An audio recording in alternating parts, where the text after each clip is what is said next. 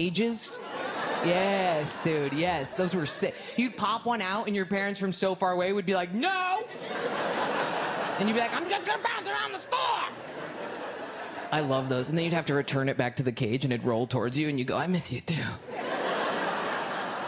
We had one of those, actually, I had one of those at my school. I went to like a small school for fucked up children. And I had one of those bouncy balls. Like the teacher gave it to me to deal with ADHD. And we were putting on a play, and we were losing our minds that day. We were like terrorizing the teacher. And then the black kid in the play said the N-word, and the teacher went, "Don't ever say that in my life." Right? And we all looked at the black kid like, what? And he went, "It's go time." And then we all started yelling it. We didn't know what it meant. We just knew it was making her want to kill herself. She was losing her mind. She lines us all up on the edge of the stage, and I have that bouncy ball, right? She's screaming at us. It's still like, I'm bounce, bounce, bounce, bounce, bounce, bounce. And she's like, you're the worst group of kids I ever worked with in my goddamn life. I never should have. And I was bounce, bounce, bounce, bounce, bounce, bounce. And then she goes, Jordan Jensen. And I held the ball, and she goes, if you bounce that ball one more time, this entire production is canceled. And all the kids like looked down the line at me like, brrr. And I looked at her, and I went, bounce. Dude, kids were ripping their shirts off. A bow and arrow came out at one point. Maybe a stage dive. It was like, ooh! It was the best day of my life. It was the best day of my life. Anyway, her tits look like that. Nice. Cool. I'm glad we made it back. I'm glad we made it back. If I make it back around, I don't have to take Adderall. Okay? And she was doing this interview, and she said something that made me realize my dad would fuck all the, it's called covert incest when you fuck around your kids. It's called covert incest, which sounds extreme, doesn't it? Covert incest sounds like if there were three brothers stacked up in a trench coat, and they all raped you.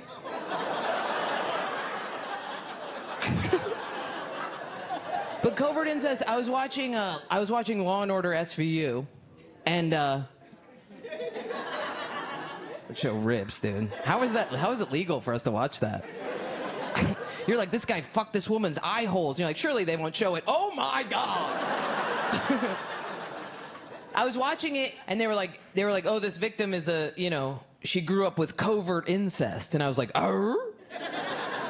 And they were like, that's when one of your parents is being too sexual around you as a child. Not sexual at you, just around you. They're having sex around you. And what it does is, as an adult, you end up using sex to deal with complex emotions. And I got so overwhelmed by the TV diagnosing me that I shut it off and I masturbated immediately. It was only afterwards that I was like, ooh, another case closed.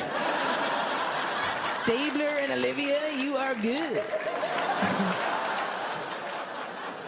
It happened a lot. My dad would have sex. My dad was upset that my mom was a lesbian, which is crazy because he met her coaching her rugby team. So then he was always trying to beat her body count, right? So he was always fucking these women, right? And I didn't know my dad. Like, my mom's was the safe space, right? And then I would get dropped off there, and there was just this young, tan carpenter fucking these super hot women, right? And I was not hot. I was a morbidly obese, small goth, okay? And I was a little jealous of those women. I'm not saying I wanted to fuck my dad, but I'm saying, like, I want to fuck my dad. Okay? I would never say I want to have sex with my dad, but I would say,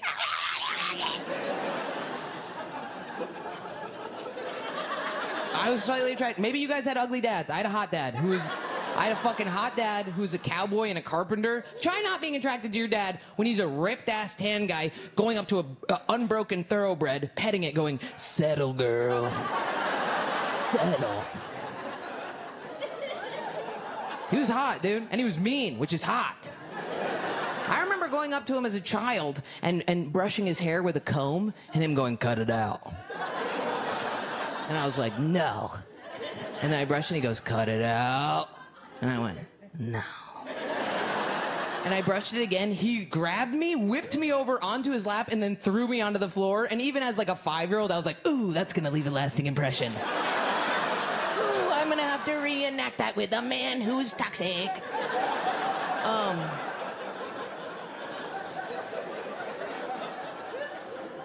He would fuck all the time. He'd fuck these hot women, which, God, these poor women. Imagine, like, going over to a man's house and having sex with him, and you know he has, like, some weird goth child running around somewhere, but you're not sure where she's at. And then you just open the door after sleeping with him, and there's just me standing there with a Hello Kitty shirt, just a 6th grader, 220 pounds. It's time for you to go home now. You've had enough alone time with Daddy. Every time I talk about this, there's always one person in the audience that goes, Jesus.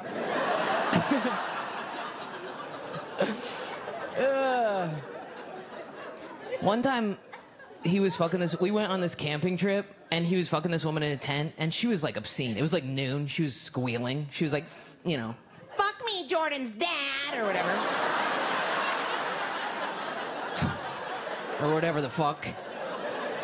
And I had really bad OCD at the time. You get OCD. Also, if you come from a normal household, your parents tell you how to stay alive. They go, water, bread, or whatever. I didn't have, my parents were like, I'm gonna leave for 4 days. Here's a blowtorch, go fuck yourself, right? So you develop childlike rules, right? You're like, okay, how about this? On the top of every hour, I'm gonna tap my asshole 19 times on the off chance that keeps me alive. 1, 2, 3, 4, 5, 6, 7, right? And then the next day you wake up and you're still alive, so you're like, better get to tap it. I had really bad OCD at the time. I had OCD where when I pooped, I would have to wipe 111 times, okay? Sure, I bled, sure. Sure, I still have that same exact OCD thing, yeah. Clogged a lot of toilets. Sucks clogging a toilet when you're fat, let me tell you that. Everybody thinks you're clogging a toilet because your poop's fat because you're fat, but our butthole's the same size as everybody else's butthole. You come out and you got.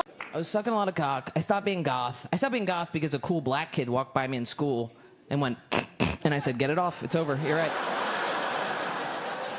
Very important for black people to keep white people in check. We get weird, dude.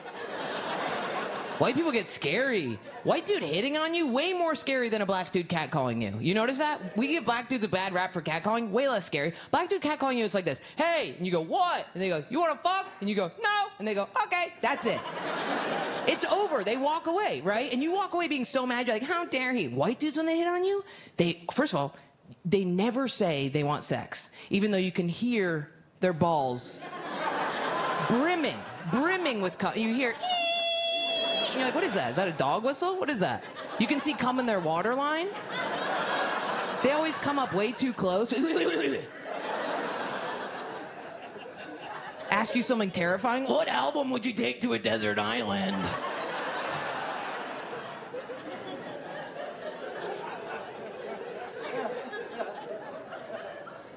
Anyway, but I lost a bunch of weight because of the cock, and I lost a bunch of weight really quickly because I just, started blowing dudes instead of eating. And then what happened was I got a lot of loose skin on my belly.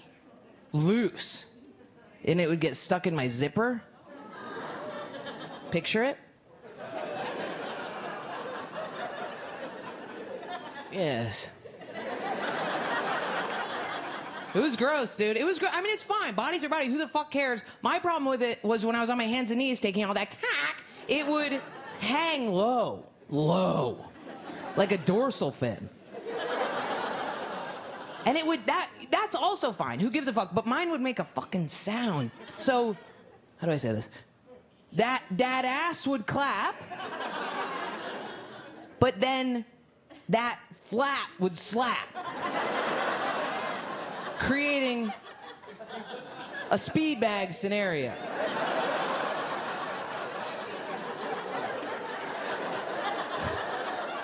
They would want to keep it on tempo. We both wanted it to stay on tempo. We'd want a bucket chicky, bucket chicky, bucket chicky, bucket chicky. But sometimes it would get off tempo, and that's awkward, so we'd have to work together to be like, 1, 2, 3, bucket chicky, bucket chicky, bucket chicky. Yeah, dude, we got it. So I got plastic surgery. I got it cut off. I did it. I'm one of these girls who got plastic surgery. Did not change anything. I thought it was going to take away all my insecurity. Zero. I should have kept it. Why? Because I could have made a little rock pocket out of it. Oh, could you imagine? I could have kept a rock in my little skin pocket.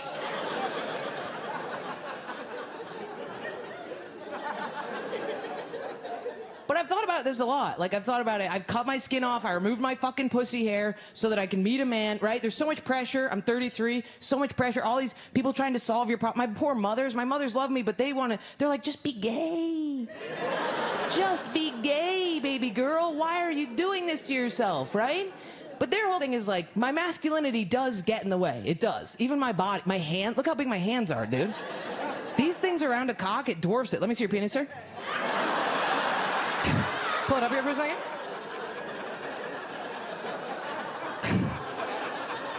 It gets little, dude. It's like it's really intense. And but their whole thing is like, if you're gay, you can escape heteronormativity. You don't have to deal with the man-woman dynamic. And I'm like, is that true? Because it seems like lesbians have a pretty heteronormative dynamic. Every lesbian couple I know, there's a man and a woman, dude. One of my moms is a lipstick lesbian. She carries around the fucking... She's a hairstylist. She has the bag that has no strap. What's that called? Snatch? Clutch? Clutch is in a car. Whatever. She does the long eyelash extent. She does the long nails, right? When did we decide as a gender that elongating the dead parts of our body is what makes somebody beautiful? Where was I? And we're like, it's really elegant. It's fucking crazy, dude. Why do we have to immobilize ourselves more? My friends with these nails are like, Can you put the water in my body? I can no longer operate any motor skills. Please help. and then my other mom is a CrossFit instructor. She looks like a French bulldog, She wears a bolo on special occasions. I'm like, yeah, you're a man, Donna. You're a man and a woman in a heteronormative relationship. You know what I mean? They look normal. I shouldn't say normal. They look like one of God's children. If God saw them, he would be like, go right in. I feel more queer than them. I'm this fucking pseudo-lesbian fucking all these little NPR beta cucks. Strapping all these little dorks to the back of my motorcycle being like, wrap your legs around.